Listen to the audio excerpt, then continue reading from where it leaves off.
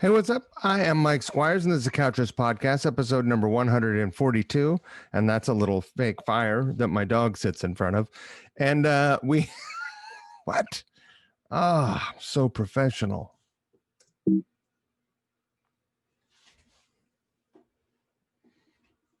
Hey, what's up? I'm Mike Squires, and this is Couch Riffs podcast, episode number 142. My guest, Sarah Carbonetti, the singer, songwriter, and creative energy behind Ess See, which is ESSSEE,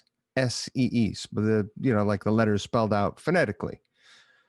Which, if you're from Granite Falls, that means like they sound.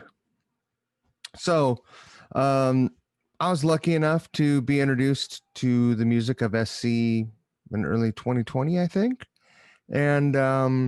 and then again, I was lucky enough to talk Sarah into singing on a Couch Riffs video, Making Plans for Nigel, which she absolutely crushed. And then I further talked her into being a guest on this episode, and I had a great time speaking with her. She's got a great story. She's got a great origin story, this superhero. And she is kind of a superhero. She's, God, diggity dang. So I hope that you enjoyed this conversation. Now, the Ess See, her band, has 2 singles that were released in 2020, Overdrive and A Better Home. Great songs. Go check them out on any of the streaming platforms. Go buy them if you want. If you feel generous and you want to be supportive, you should do that. It's easy. It's cheap to support a band, you know? Imagine if even if 100 people bought a 99-cent download on Bandcamp or whatever. That's $100 in the band. You know, it costs a lot of money to make the music. So if you have the means to support bands by buying CDs or buying downloads directly from them or shirts or supporting them, however, please do so, because more than ever they could use it. Also, go check out the video for Overdrive. Very cool. And look for music coming up, hopefully over the next year or so. I had a great time. I hope that you enjoy this conversation as much as I did. If you do, consider supporting Couch Riffs on Patreon, patreon.com/Couch Riffs. Go check out couchriffs.com. Go check out esse.com, ESSSEE.com. And thank you to all the folks who have been supporting Couch Riffs already. And thank you to our good friends at River City Guitars in Spokane, Washington. Give them a call, 509-818-7693. If you have some dusty old guitar, amp, or whatever that you want to sell, these things should be getting played. Don't let them sit around. It's not even good for them. Drop them an email, sales.rivercityguitars@gmail.com. Every day is a buying day. And I know Bobby over there very, very well. He's like family to me, and he will take very good care of you. Very, very good care of you. I promise. Tell him I sent you. Follow them at River City Guitars on social media. A lot of times they get stuff in. It sells so fast, it doesn't even make the website. So go give them a follow. Thank you so much for listening to the podcast. I really appreciate it. Don't forget the golden rule. Treat people the way you want to be treated. And just above all, just try to not be an asshole. It's not as hard as it sounds. Hello. Hello. You can hear me and everything. I can hear you and everything. It's always a miracle. It's good to finally meet you. How are you? No, I'm so sorry I missed you yesterday. I had plans to come to the shop and everything, and then a coworker's child was in the hospital, so I had to cover and wasn't able to go. So What a terrible excuse. That's awful. I hope that is okay. I think so. Yeah, good. So. How's it going? It's good. How stoked are you that you didn't have to change the name of your band when you got married and changed your last name? I know, right? Did you work that out? I had a contingency plan because my guitarist his name is Charlie, so I was like, oh well, if it can't be my initials, it can be like Sarah and Charlie. Right. So I was like, it can the SC still would kind of work, but this is just like icing on the cake that Carbonetti works well with that too, and It's it's written cool in with the him. stars. Yeah. uh yeah, so I think introduced to your music through, you know, um your husband's posts about your music when you release, and then Oscar, our mutual friend Oscar, who's I think today is his birthday. No way. Today I is need his to say birthday. I don't happy know. I birthday, Oscar. don't know how you say happy birthday in Finnish, but it sounds like hidiki diki. Probably like, oh, happy birthday. He's amazing and a great drummer, and then the two thing, and I was like, well, I got to check this out, and I fell in love with your music. It's so good and refreshing, and particularly the last, I think it was the last single that you put out with, and it has the pedal steel on it, which is such a beautiful instrument, and Yes. seemed like an unlikely thing to throw in there, but was perfect and beautiful. Well, thank you. Thanks for listening to it. But yeah, that song, um, the pedal steel is played by Dan Aid, who plays pedal steel for Nora Jones and I'm sure a slew of other people, but very talented man. And I was connected with him through Jimmy, my husband. And I had been working on that song for about, I mean, honestly, I started writing that song for in 2016, and I had the first part of it done. And then it just kind of sat for a long time because I didn't really know what to do with it. You're frozen. Can you Yeah, hear you know me? what? This There you are. happens every time when I go to. We're gonna do a thing for a second here, and it should work now. It happens every time when I turn everything on and it connects to the internet, the Wi-Fi connection that I don't want, and I'm sorry. Please, will you That's all resume that right. story, and I'll cut them from the top. Ah, Yeah. shit. All right, there we go. I think Yeah. we're good now. All Good. right. I mean, I'll tell you the story over and over again as much as you want. um, so yeah, I had been writing the song for, um, I started writing the song in 2016. I had the first part of it written and then didn't really know how to finish it. And it was originally, I had been producing it as an electropop song because a lot of my earlier music is more in that vein.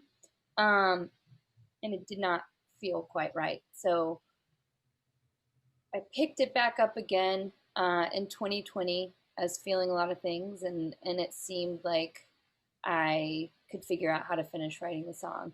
And so I finished writing it. I scrapped all of the old production. Um, I started laying down this like bare bones for a more acoustic feel for the song. I'd been listening to a lot of like Crosby, Stills, Nash and Young, a lot of Fleetwood Mac, like stuff like that was kind of entering my brain. Um, and I had this new demo built out that was like way more acoustic, and I let Jimmy listen to it, and Jimmy was like, "Oh, you know, what would be sick on that is some pedal steel," and I was like, "Really?"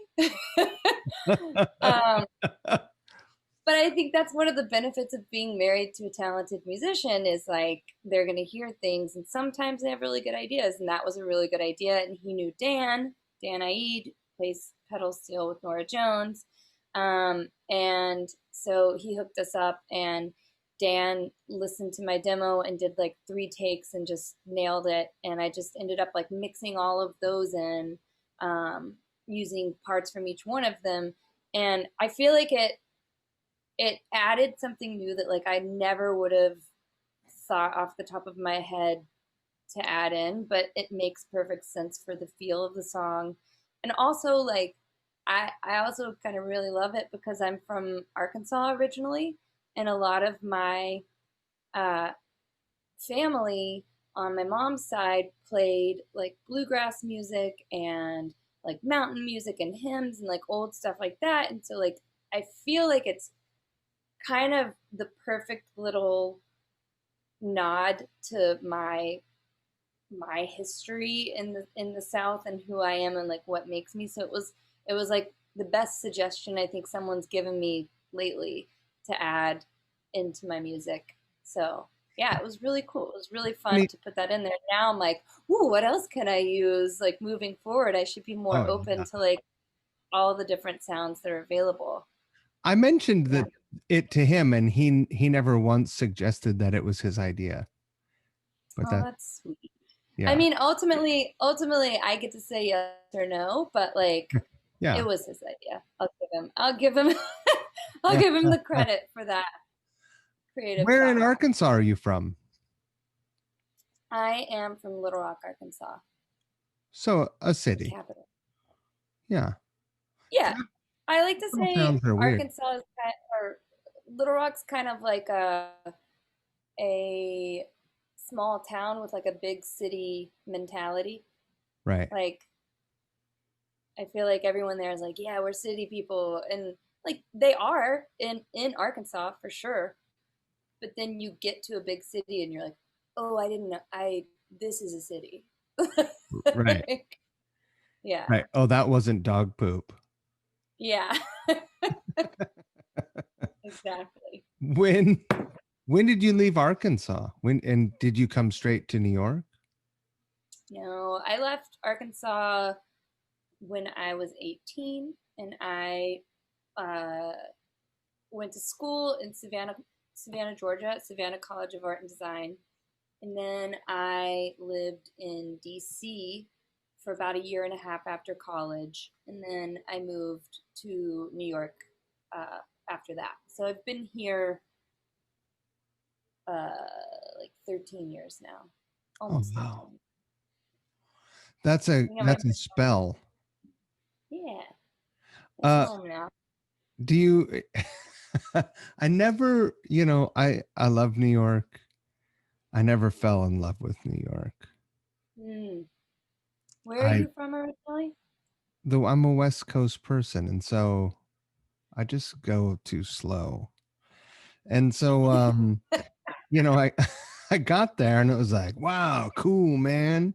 And I'm a country kid. I didn't grow up in a city, so I got there and it was like, all right, this is impressive. But when I actually moved there, it was a very rude awakening for me. Yeah, How I mean how was that's it for you when you moved to New York? uh I think for me it was kind of like the opposite of that. I feel like I got here and I was like, oh, I finally feel like where I'm supposed to be. Like, I think, I was, Little Rock is a city, but I grew up like 15 minutes outside of it on 10 acres that was wooded with like a bunch of animals and like, it was not an urban setting. And I think I had a lot of frustration growing up, like wanting to do especially like a lot of cultural things with like art and music and theater and um, while Arkansas does have that, it's not on the caliber of New York City. Like there's not many places in the world that have the same offerings. And I think once I got here, I felt really empowered because I felt like now anything I wanted to do, I could figure out a way to do it. Like Right. all of the resources are here. It's not like you have to like really figure things out and like carve your own path. It's like just find the guy here that does that or the gal here that does that and like make friends with them and learn. And to me, like that idea of access to everything was just so thrilling that like now I was like, oh, I'm home. Like this is where I will be. But I will say when I moved here from DC. My boss in DC at the time, who was originally he was a New Yorker, and he was like, oh, he's like, you're gonna love it, but he's like, eventually you'll realize that like it never stops. You just Right. never stop. And I was like, yeah, but that's why I want to be there. And he was like, just wait. And like, I he definitely has a point. Like, I think we all feel that. Like, it's exhausting. It's an exhausting place to live, and like, that's a downside. But I think that the like it's also like the pace of that for the right personality like is good. It keeps you going. It keeps you feeling like you need to be productive, which I think now in this time has also been pretty good to like for New Yorkers to just like chill out a little bit. You also moved Stay there in home. your early 20s, right? Yeah, I was 22, 22, 23. So Yeah. that's a perfect time to move to New York.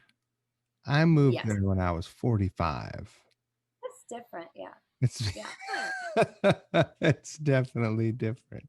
But how long before so were you did you have a band in DC or in college? I did not. Well, I I didn't have a band in college. Um, I was writing music. I had been writing music since like teen years, but I'd never really done anything with it. I think that was just ignorance. I didn't really know what to do with it.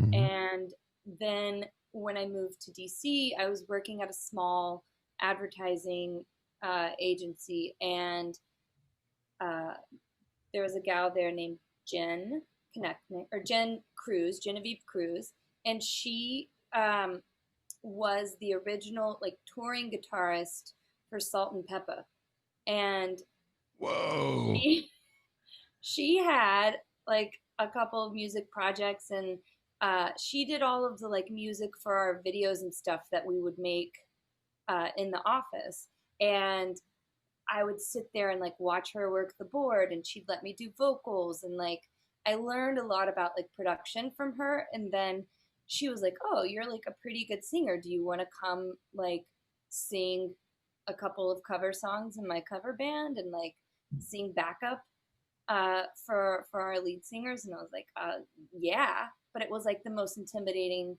gig ever because I'd never done anything like that before. And we have her, she's an incredible talent. And then like the whole band was women, and the whole band was women of color, and then me. And then they let me, like, they invited me in and they taught me everything, and they taught me how to like just, I think the most valuable thing they taught me was like how to be myself and like not pretend to be anything else. Like I remember on our first gig, like walking onto stage, and I'm so nervous. It was at like a casino or something. And one of them grabs me and pulls me to the side, and they're like, "Hey, you're great. Whatever you do, don't try to be black." And I was like, that's that's some wisdom that like at, I hadn't even thought about, but like, you're performing to an all black crowd and with an all black band, and it's like just be yourself, and Yeah, like don't, don't try too hard. yeah, Don't yeah. try, And yeah. like it was amazing, and some of the best musicians I've ever been able to have the pleasure of playing with. It was cool. Oh, that is awesome. Are they still playing that cover band? Well, I mean, not this Um, fucking year. I think they evolved into like they play originals now. I think uh the last, I think they're called Pebble to Pearl now. Hmm. And I know they do a lot, and like they played like a lot of like go-go tunes and stuff like that. So I also was exposed to stuff like that like I hadn't known any of the history of like DC music or what that scene was like. So mostly like my role in that band was to just be like a sponge and just sit around and watch these women like do their thing, and then occasionally I'd get to like sing the backup or like sing like whatever like Britney Spears song was like happening at the time. What an awesome way to get taken to school. Yeah, it was pretty cool. And And that was your first band.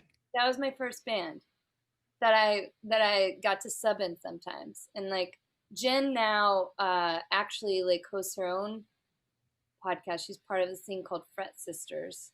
Um, and she's still like a force in the guitar world. She's awesome. The the person who brought you in that you Yes, worked with. yes. Amazing. Yeah. I'm gonna look her up I'll when send we're her done. I'll send her stuff to you. Awesome. Thank you. I love that. How long did you do that gig?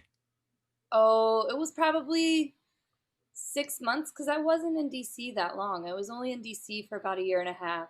And then when I left, she bought me my first professional microphone and like gave it to me as my going away present and sent me on my way. Really? Yeah, isn't that that was so She sweet. sounds like the fucking best. I love her. Yeah, she's amazing. Genevieve Cruz. Wow. What a good friend. I know. Um, wow. Man, I need more friends like that.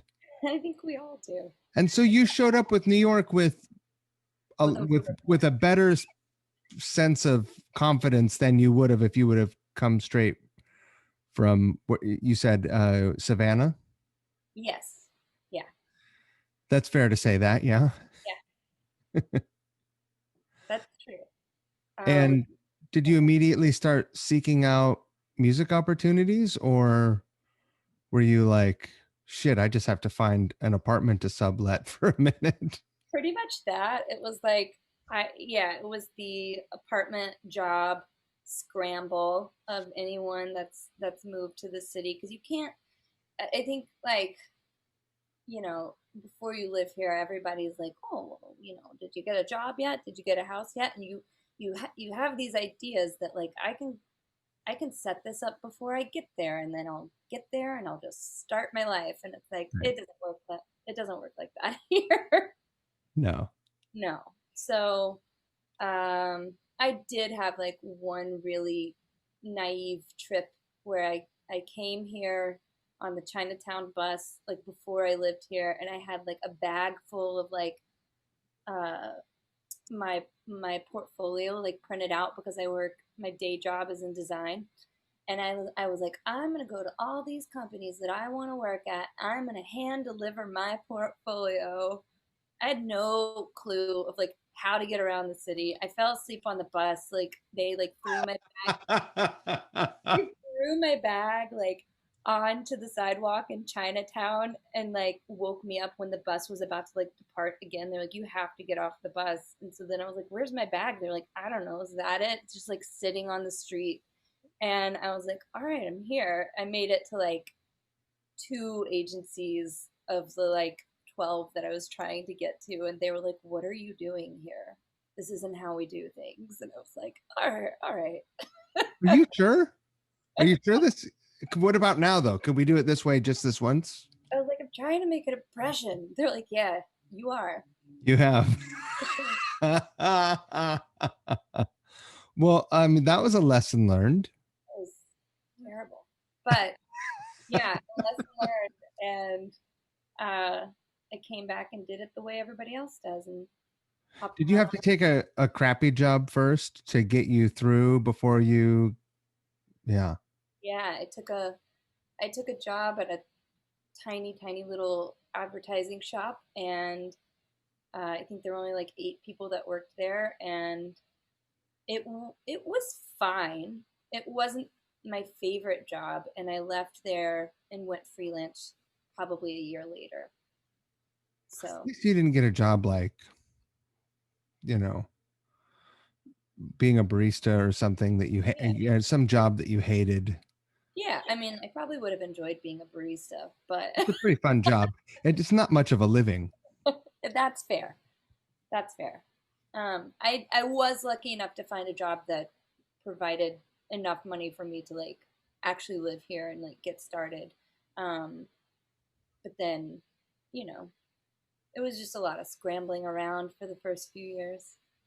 figuring out how to get a bed into your tiny apartment and My first where were you going to sit? my first apartment, I lived in a loft space on the Upper West Side in a house with a woman who fostered animals, and the cats would like live in my box spring. They like scratched all of the like stuff off the bottom of the box spring, live inside of it. But my room was like a loft space, so I had to like climb this ladder every night. And I had a bulldog at the time, so I had to carry this like 60-pound bulldog up this little ladder every night to my room. And like my ceiling was only 5'7", and my What? my room my room was 7 feet by 8 feet, and I paid $1,100 a month. Really? It was a nightmare. I only lived there for 3 months, but it was awful. So that was, I mean, the day you showed up in New York, that's where you were at, basically, right? Yeah, rough.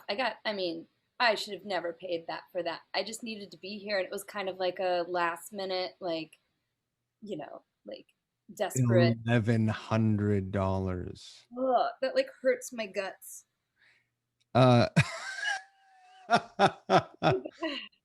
Uh, I didn't understand all of the ins and outs of apartment home negotiations in New York. And when I got to New York, my wife had already had this rent controlled place. It was a 2 bedroom, Like you a know, but yeah, lot. on a pretty rough block of South Williamsburg, where it was getting better, but it wasn't for me. It was always fine, but for her, coming home at night sometimes is not cool. No. Finally, Yeah. just gave it up, but um, Yeah, you guys and were got moving. another place. Yeah. But I just didn't understand. I was like, we'll just get another place. And we got another place, but it was $3,400. And 6 months after we moved in, like I lost my job. It's It- crushing. It's crushing. And also like the requirements they'll have sometimes for you to get an apartment, they're like, well, you can live here, but you need to make 80 times the rent. right. And and we'll need first, last, a deposit, plus a security advance on a deposit, plus, And then and it's like you're look, if I had, $12,000. yeah, you're like, if I had that just laying around, like I wouldn't be looking at this apartment. I would buy a condo. Yeah, it's crazy. Yeah. My favorite is when you're looking for a place and you're like, I wonder if I could find one of these places, if I could buy a place. And you find one of these condo in a co-op, and it's like, this is fucking amazing. People who are listening that don't live in New York and have never lived in New York and never looked around and considered, this will sound crazy too, but it sounds crazy to people who live in New York also. Condo for sale, 1 bedroom, $375,000. You're like, whoa, Hmm. let's see this place. And by New York standards, it is just like, wow, that's amazing. And then there are all these financial restrictions, right? It'll be like must must make less than $60,000 a year. And you're like, what? Or So must make less than 50. And you're like, if you make less than $50,000, you can't afford to buy that. no, it's insane. It's ludicrous. I actually, after over a decade of time and like never spending any money, did go through the process of buying an apartment in New York, which is more of a nightmare than all of the other stuff. We Because they're won't go all into that. co-ops, right? Yeah. And like now I'm like, we'll just stay here forever and never, ever, ever, ever, ever move. That's the thing. That's why, I mean, there are whole families that have just been in one I building get and it. I get it. Just stay put, pile up. You can fit more people in here. yeah, It's fine. just bunk bed it. I have considered, and I'm like, could anybody ever live in that closet? Maybe. How much could I get for that? Okay, I've, so you move out of Cat Haven. yeah. And where do you end up, and when do you actually start getting into some music stuff when you're in the city? Oh, it was a long time. Uh, I started like here and there doing stuff like I guess in 2008 or 9 I started um like singing with people, like random people would be like, "Oh, I heard you could sing, like I'm a producer, like come sing on this." And it was like a lot of like top lining stuff. And I mean, I would write the lyrics and the melody, but like I had no real connection to the music, and I didn't find like a creative match of somebody to like work with in that capacity. So that was really not very satisfying for me.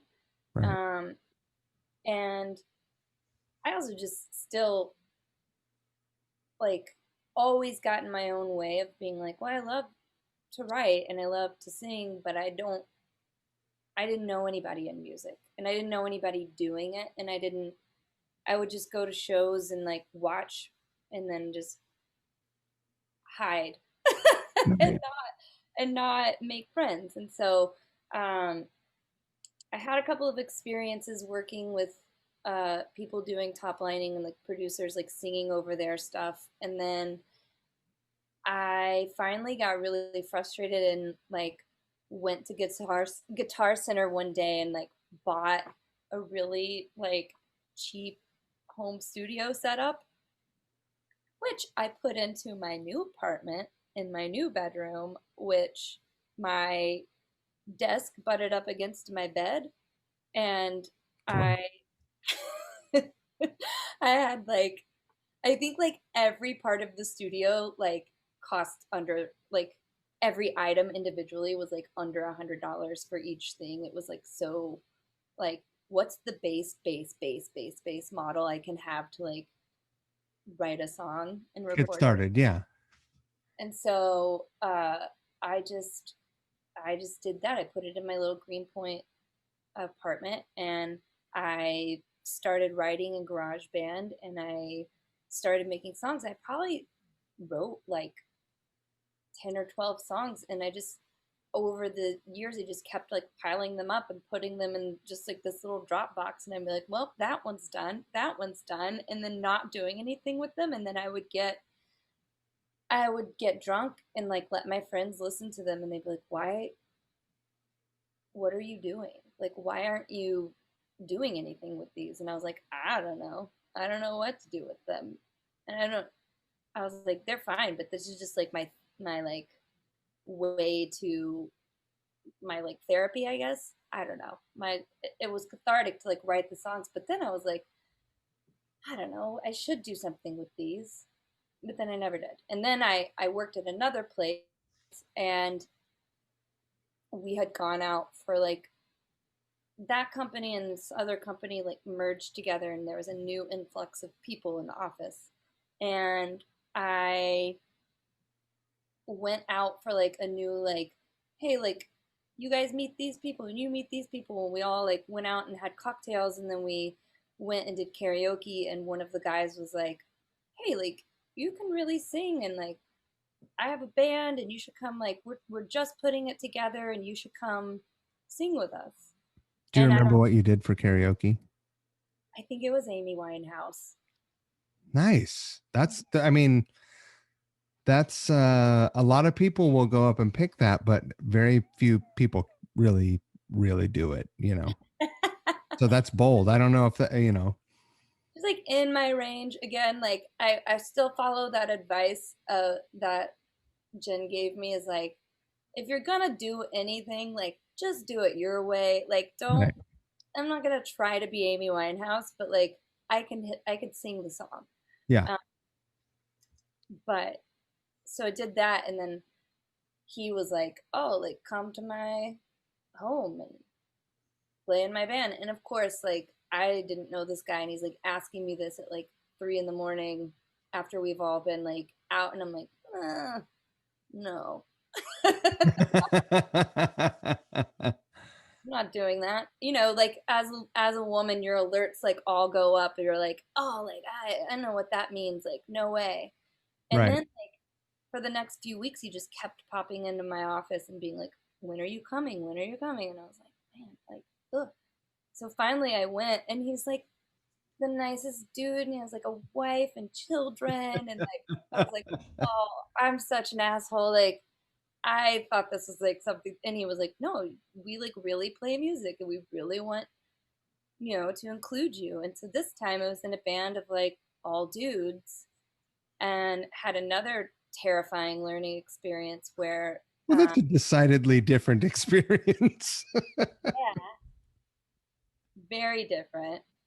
Um, and like, you know, this time was so funny because like I got there, and my only experience before that had been uh, singing in the cover band, and they put a stool. The guys put a stool in front of this microphone, and they're like, "All right, we're just gonna like warm up," and they start playing and you know riffing off of each other and doing all this stuff, and like just sitting there like waiting for them to play a song for me to sing because that's what I'm there to do.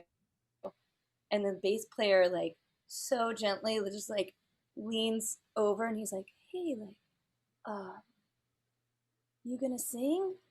And I was like, "Oh shit!" Like they want me to just like riff on top of them and like come up with stuff like as I hear it in my head, and like just sing over whatever they're playing. And that was a whole new level of like terrifying for me because I was just like, I've never done that before, and like this is intimidating.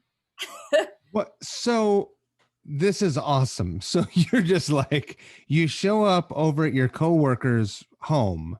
Mhm. You practice in his home in his basement? He lived almost like to the water in Greenpoint in these like old factory lofts. There's Oh, actually some uh like band rehearsals studios there too, like on the floor level of that building. So these are just big spaces where you could make a lot of noise. And so he had everything, he had like all of the equipment set up there, like in his living room. wow. And we would just meet there and play there. And so you show up thinking like they're gonna say, okay, we're gonna do this song. You know this one? You know the Yeah. words to this one?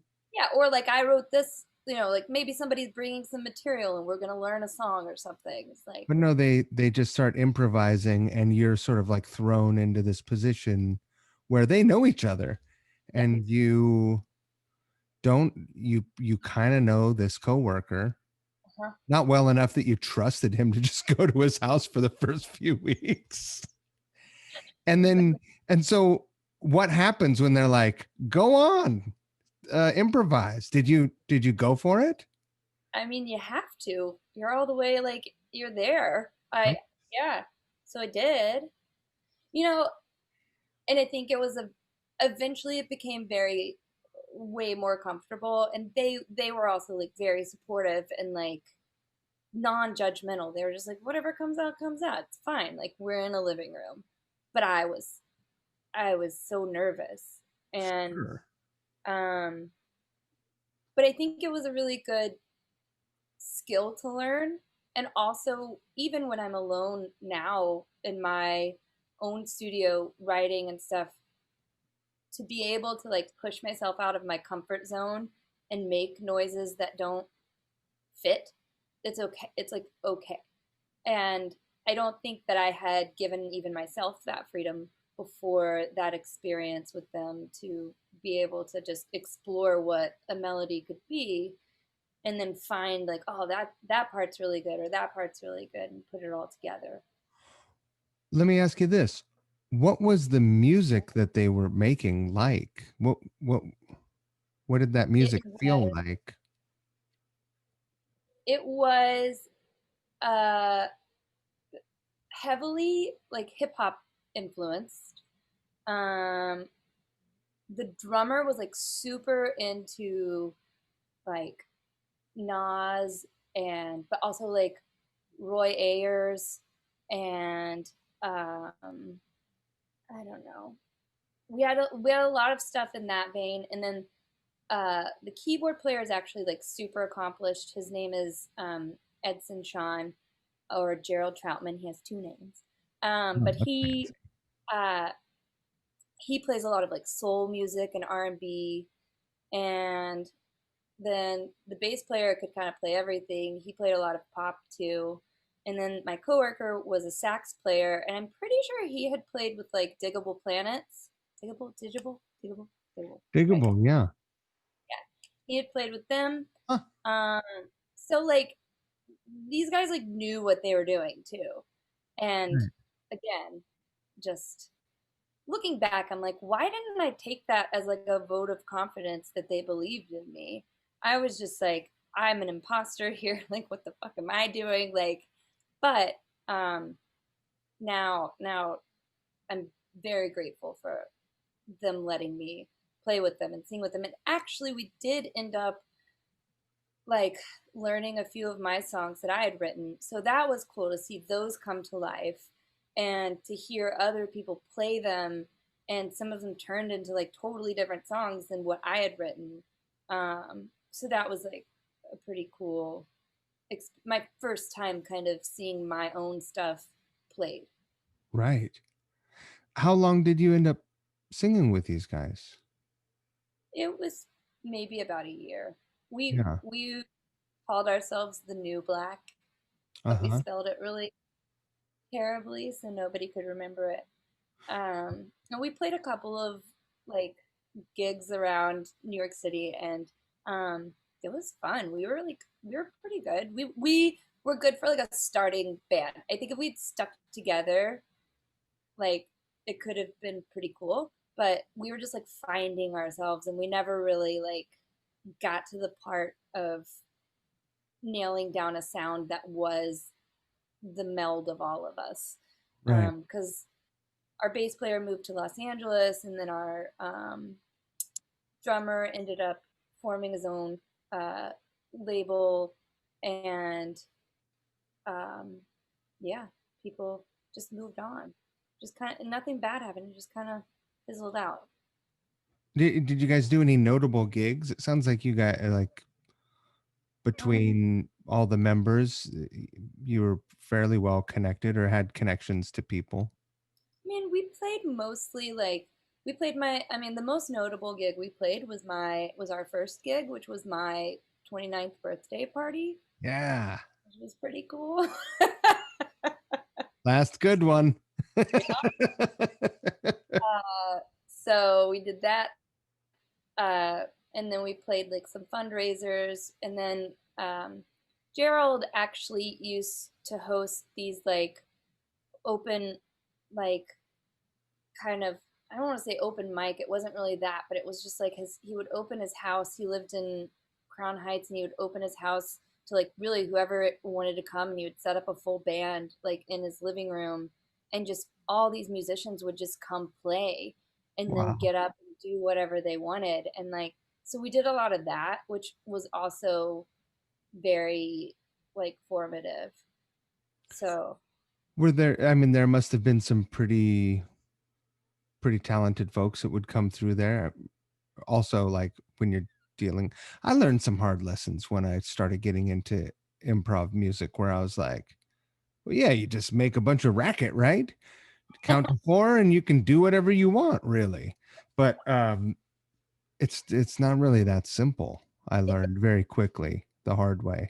it's not simple, and it's like also, you know, culturally was a big learning uh, situation for me because I'm from Arkansas. Like I grew up in like a pretty like white existence, and I'm getting to go to Crown Heights and see these incredible musicians in this black neighborhood come, and mostly I just listened. I didn't really do a lot because I was intimidated. Also, like it was more of like a hip hop vibe, and I'm not a rapper, and so like Wait a minute, you're not a rapper?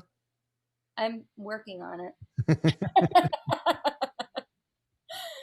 But I, get up and do some oohs and ahs and like support people. But like, it's, I think it's really valuable to be able, like, if you're ever invited to go into someone's circle, just go and learn and like be a part of it and like get to know people. And like, I just wish that like more people could have experiences like that. It's good. It's a really good thing. Yeah, I think the more you can have an experience outside of your comfort zone, outside of whatever circle, your whatever community you're in. Like having a community is amazing, right? Hmm. But if that's all you ever know, that's all you ever know. Yeah, and I was admittedly from, from a pretty insular, you know, place. Like everyone looked like me. Everyone, like, my socioeconomic like sphere was pretty similar. Um, Mm. so I think it was a good education for me to learn and to know and to be a part of someone else's world and like understand who my neighbors are. So That's great. yeah. Wow. A postgraduate school. You What's that? You got DC postgraduate, and then you get to New York and you get your master's. Yeah. And then I Uh, had to start, then I had to graduate and start doing it on my own. right. And so how did that come about? Well, I'd been writing all those songs on my cheap little studio setup, and um, still the new black fizzled out, which was really sad because I felt like I was like just starting to like be comfortable and be like, oh, I'm a singer in a band. I could tell people and they should come to our shows and I'm writing music. And I was like finally like feeling comfortable and proud. And then it was like, nope, like this guy's moving away and this guy's quitting and like we'll find a new rhythm section. And it's like that's tough. Like that's tough to just like throw together. Like Right. those are like the core like Yeah. figures. So I think we all just kind of like cut our losses and I just went back to my own little life and was like, I guess that was my my band, the end of my band era. And a few years went by and I was working pretty much like full time at my day job and um I don't know, it just kept getting really restless and frustrated and was like, ugh, I gotta do something. So I sent um, a producer friend. I just finally like sent him like the whole Dropbox of the songs that I had been writing for years, and And he at was this like, point, how "What?" many songs are there? Are there more than 12 I there?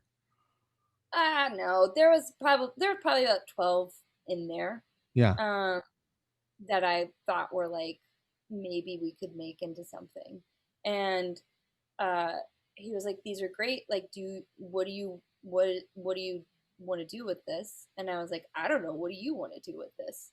And but again, I was like, "I sent them to you. Now you tell me."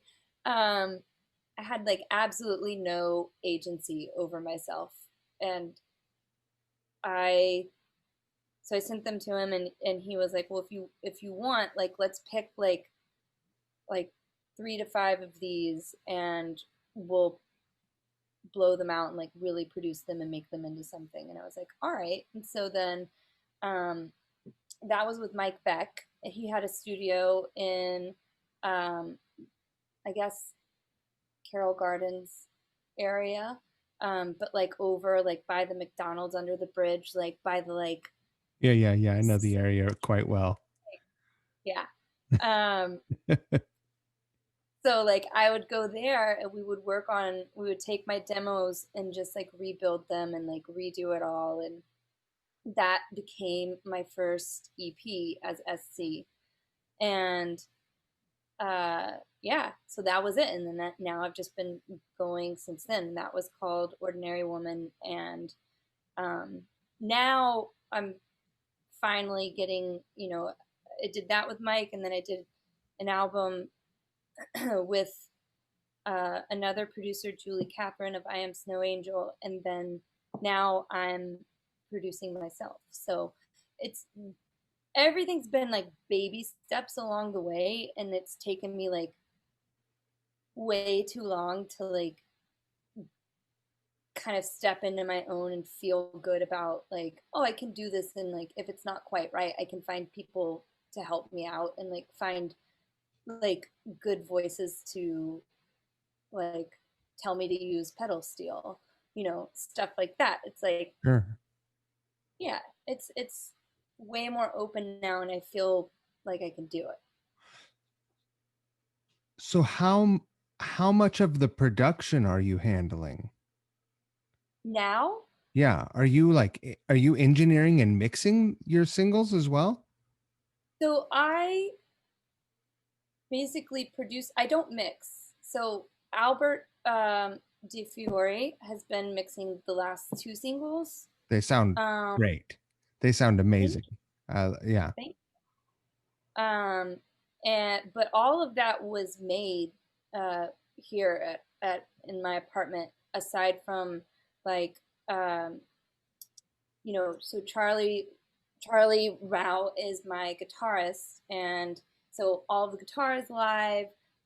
Mitch Friedman, you know Mitch from the No, Chatham. is it Mitch the bass player on Instagram? Is that his Yes, handle? I follow him, yes. but I don't know him. I've never met him. He's he's a good friend of the guitar shop, and um, so he started playing with me, and so like I've been the two sessions that um, he played on. I actually just set up a recording situation at the shop and recorded him there. And then Oscar played drums on those two, and he just sends me his stems, and then I mix them in. So I do all of the like basic mixing of the demos, and then I hand that off to Albert, and then um, he makes it sound perfect. But it's pretty much like a one-to-one from me to him of like what's actually in the song, Yeah. and then he just makes everything blend perfectly. When you deliver your tracks to Oscar, is there a relatively is there like a drum track that you've programmed in there, or is it do you just use like one of those drum loops that's a generic drum loop, and you just tell them to delete it and make it sound cool? I do a mix. I'll Yeah. do, yeah, because I'm admittedly like not the greatest drummer. So I'll usually like find um, a loop or something that I can program to be kind of the pattern that I want. And sometimes I'll like search forever for a specific snare sound or a cymbal or whatever, or like I'll like add in, you know, flourishes here and there that if I like hear it and I know I want something there. So I'll try and get it like pretty close to the vibe, and then he obviously like blows that out of the water, but it's like please like stay in this zone, and then I'll usually send a couple of like reference tracks for like vibes of stuff that I've been listening to, so that he can get a feel for what it is, and then he'll send me back a lot of stuff that then I have to sift through, and then I pick and choose what I want to like mix back in from what he sends back to me. What a great time, unfortunately the last year has been a real steamer, right? But what a great time that we all have this tech, like we can record a conversation like this, and you can send some wave files to Oscar, and he has a drum tracking studio and a rehearsal space and can track drums. And then when it all gets thrown together and mixed, no one would ever suspect that it wasn't tracked at wherever, anywhere. Could have been done anywhere. It's incredible. And I will say that I'm pretty thankful that like I had started kind of doing this stuff that over the past decade and like was familiar with Logic, was familiar with Ableton, and like I remember telling like my producer Julie, I was like, well, I don't really know what I'm doing, but like when we were producing my first album, like I sat with her for a year and like watched everything that she did, and we did it together. And like, I feel like between all of my years of like fumbling around plus watching her do that for a year was like such a great education. And now it's like, yeah, it is a great time. I'm pretty thankful that I could just like jump in and start the process of like sending things back and forth, because I know a lot of musicians that are prolific musicians and they're incredible players and they're incredible live players. But now with the restraints of being stuck at home, they're like, oh, I have to buy all this equipment and I have to learn to record myself and I have to learn how to use this program. And it is a mountain to climb. Like, it's not like you can just sit down and plug and play. So, like, for anybody who's going through that right now and like learning how to do all this stuff, like, kudos. Like, good on you for learning how to do this. And like, I think it's going to be good for the music industry for more people to know how to do it. Um, Ultimately, because I think more artists will be able to express themselves in a way that's truer to what's in their heads. And more artists can collaborate in ways that they never would have been able to before, or more easily, Yes. much like infinitely more easily, Yeah. Yes. Yes. Yes. which is Definitely. great for me, of course. Yes. And for us. You, yeah, absolutely. So, you were like a dream guest on Couch Riffs because I said, "Hey, do you want to sing on the song?" And you were like, "Yeah, sure, that sounds great." Okay, cool. And I sent you the tracks, and you were like, "All right, I'll just get it done in a week or two." Great. You didn't pester me with a bunch of questions like you didn't. Because here's the thing, you'd be surprised at how many people and people with, you know, people with recording industry awards and uh, all kinds of things, experiences behind them. How many people get nervous about it and ask me a million questions like, "Well, I mean, but what if I?" And I'm just like, just do it. Treat it like a live show, like we're playing a live show, but just record yourself and film yourself. So a lot of these things take a long time, and a lot of things I send people back to the drawing board. One day I you're mean, like, all right, here it is. And it was fucking, not only was it perfect, you had orchestrated all, like, you made my job so much easier. It was so awesome. And you had worked out all the harmonies, and it made even editing the video better and more dynamic. So thank you so much. You're the best. You get an award. thank you for having me. And it was so, I mean, on your end, it was like so easy too, because it was like, oh, you sent me these pieces and they all line up, and all I have to do is stand in front of this microphone and sing.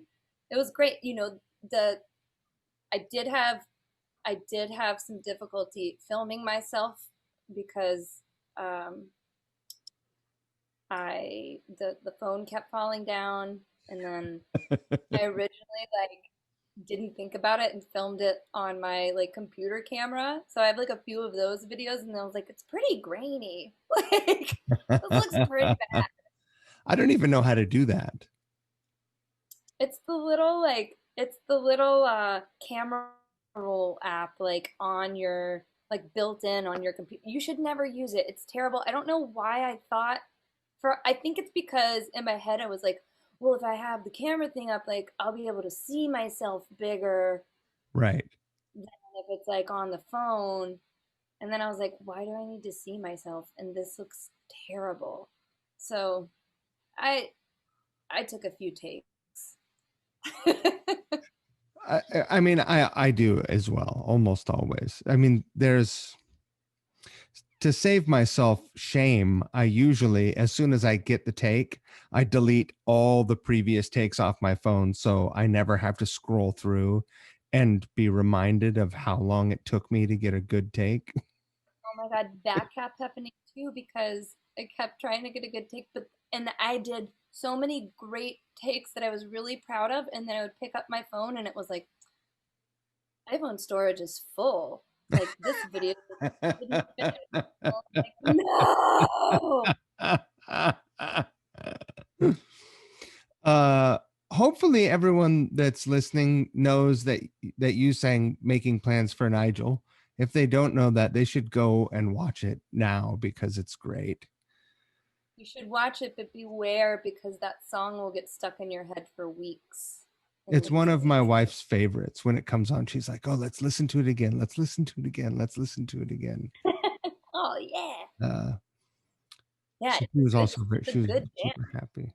Oh yeah. Uh, Let me ask you this: Yeah. when you were growing up, what kind of music were you listening to? Hmm. Well, I listened to well, when I was very little, I listened to a lot of oldies, like on the like what we call them oldies now, but like it was like stuff from like the 50s and 60s. Right. Um, I I was listened holding to my like breath like, is this going to be stuff that was popular when I was a teenager? um, like the Beatles, like Roy Orbison, the Supremes, like, stuff like that that was on our like oldies station. And then I don't know what happened, but I got into at the time like 90s like country. I was like very into country. Like Yeah. but like popular country, like not not like the old school like not the country that I would listen to today. Like Right. now I would probably be like, "Oh, let's listen to like Patsy Cline or Johnny Cash or like, You all of listening to like Trisha Yearwood. I was listening to like Trisha Yearwood, like Pam Tillis, Tanya Tucker. Also, though, I just saw Tanya Tucker in concert this year before um, the shutdown happened, and she was phenomenal. We saw her She too. We was, saw her up here. oh, what a gem. If you She's guys ever have a amazing. chance to go to Levon Helm's barn and see a show, do it. Ooh. That's where we saw her. Oh, It's that a sounds really awesome. magical place, and Where? it's in Woodstock. Mm. That's where we saw her. She was great. Not afraid to still put back a shot or two. Oh yeah, I have gone through 2 bottles of her tequila at this point, and also like messaged with like the tequila brand and been like, "I love you so much, and I love Tanya so much," and they're like, "Chill out." Yeah, she um, had herself some shots and told some stories, some like pretty salty stories. You're like, whoa, hey, yeah, or hello. but I think it's also really telling too, because like I was obsessed. I like loved her music as a kid, and my grandmother and my mom, or no, I get this story mixed up. It's my mom saw Tanya Tucker at like the Arkansas State Fair singing Delta Dawn when like Tanya was like 14. Which I'm like, that's the coolest thing ever. And then now as an adult, my guitarist Charlie is like obsessed with Glenn Campbell, who's also from Arkansas, and he and Tanya had their like notorious love affair. I don't know. It's like full circle for me with Tanya. But so I listened to a lot of country for a long time, and then my parents listened to like a ton of like classic rock. Um, like the Guess Who and Santana and They were so um, disappointed that you were into new country. they they were like, this is fine, but like listen to your tapes in your room. That's great. I love And that. they kept being like, that's not country music. And I was like, what do you mean? It's on the country radio station. Yeah, it is. You guys just don't get it. Yeah, totally. Um, and they're like blasting like Led Zeppelin, and I'm like over here with Tanya. It's But like then Freaky Friday opposite day. but then I did grow up a little bit, like, and then I feel like once I hit like fifth or sixth grade, and like kids were listening to like Alanis Morissette and Mariah Carey, and all of a sudden like my music was just like, it was like that age where like I think I had always been into music, but I had nobody else my age that was really like consuming music. And Right. then once my peers were finally like waking up to like music, and they were bringing stuff and sharing stuff, and I was like, oh, I'm not hip. I'm not hip to what is happening in the world. But also, like, my parents didn't listen to pop, and they didn't listen to like hip hop or R&B, so like I didn't have any clue that that stuff existed. So Right. it was just like such an eye opener to like hear the stuff that other kids were playing. And then I like segued into more of like, I loved Mariah Carey, I loved Weezer and Radiohead and the Cranberries, and that whole kind of Garbage was huge. I just saw Garbage. They're on their Good. 20th anniversary tour of Ooh, 2.0, which was that'll make you feel made me old. feel a little old, but also like proud. I was like, yes. I made it. I just saw they still have uh after 25 years they still have all their original members. Right. I mean, pretty big feat. Not a lot of folks can say that. No. Um You yeah, know what I so love that occurs to me? You never like music was it wasn't the like you went to school, you moved to New York to for a job, and the music thing just kind of initially just sort of happened, yeah? It it wasn't the thing that like that drove you to the city or that pushed you out of staying in Arkansas. And that's I find that interesting, especially considering how talented you are. thanks. I Yeah, I mean that's true. I think that's part of another part of like where I'm from. I think when you grow up in a place where there's not a lot of that industry around, you're not really encouraged to pursue it. Like it's not that anybody was actively telling me no, but I don't think like nobody was ever like, "Hey, you know it would be cool if you like, really went for it." Like nobody knew how to do that stuff. Like Right. we didn't have that culture of like you come to somewhere like New York, and it's like everyone is pursuing some kind of dream, and there are pathways to do that. And I think, where I'm from, it's like people admire those talents. And unless you're like surrounded by it in some way, shape, or form by your lifestyle, it's like harder to kind of carve your own path in that environment.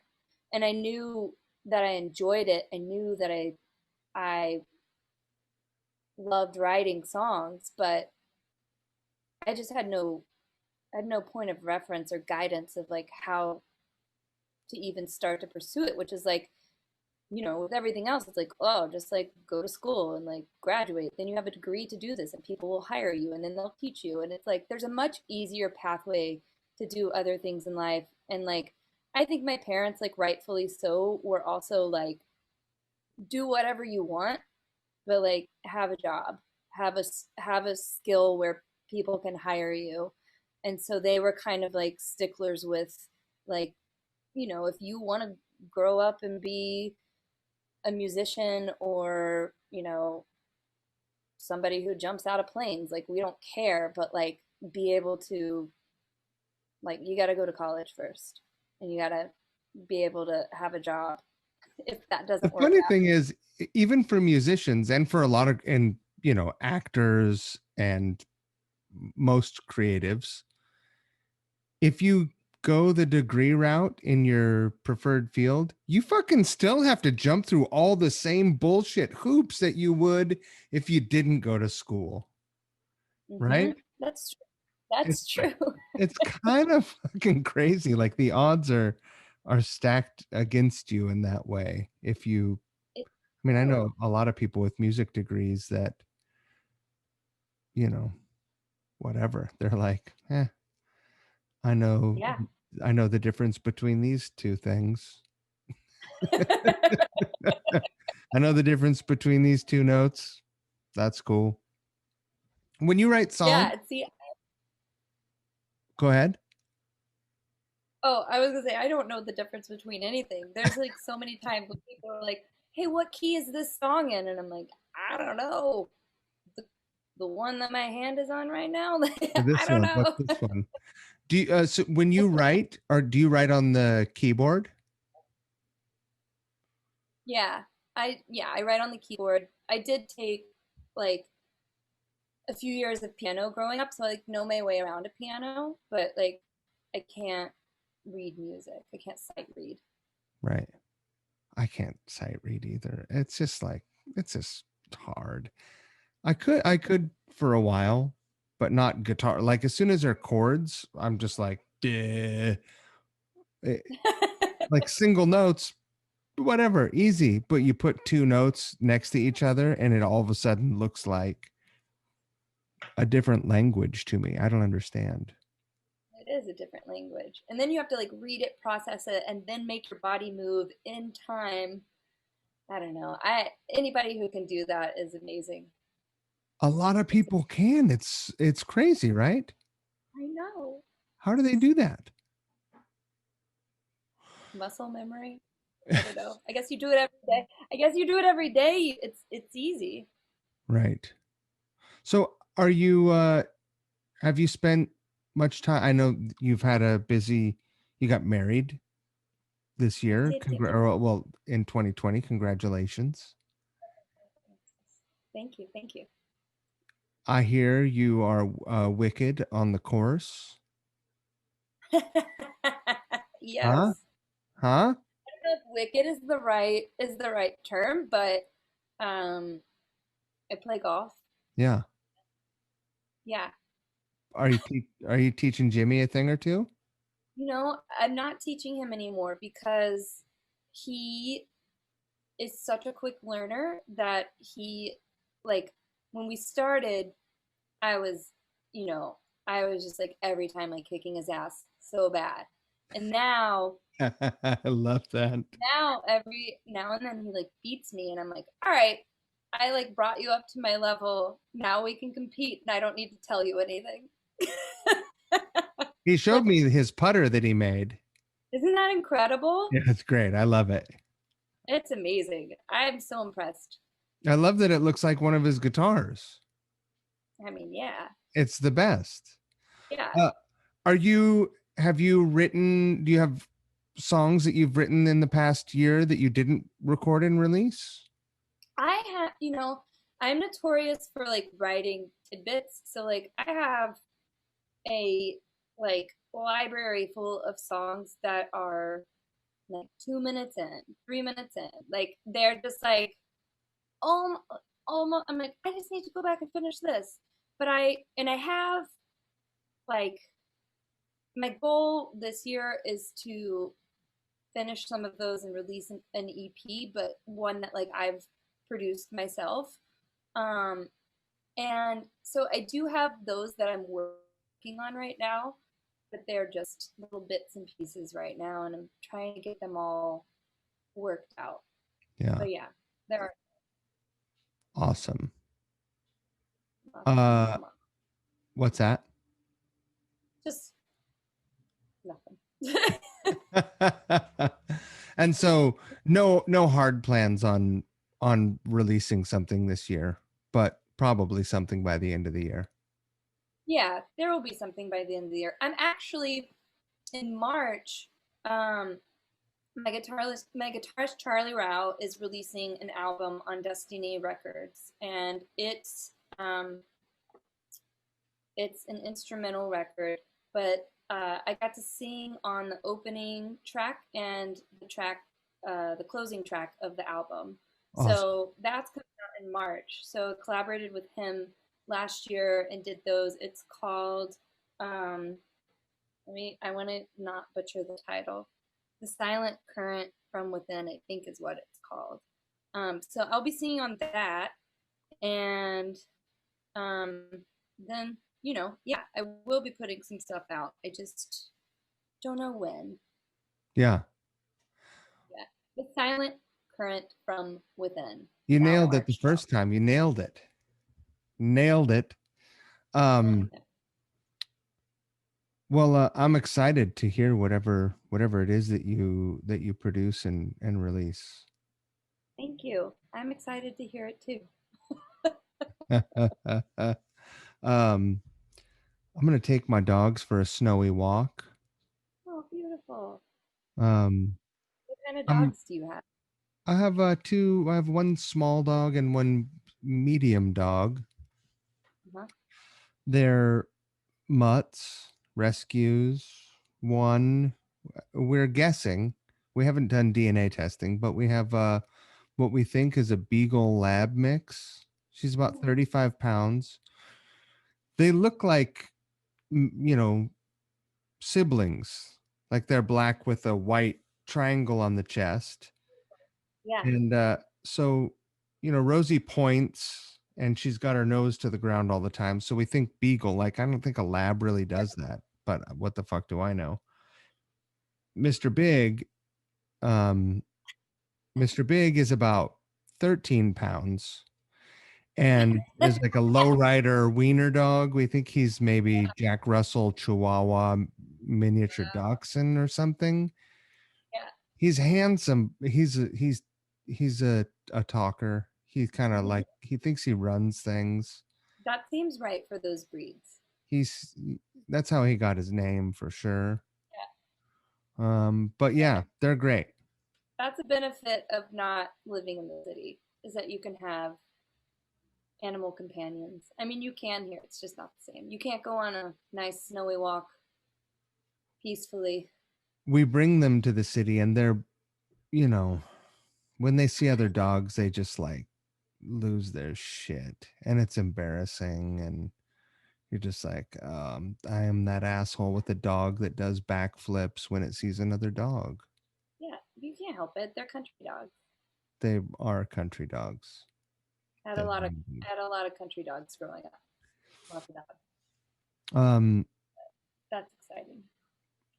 so thank you so much.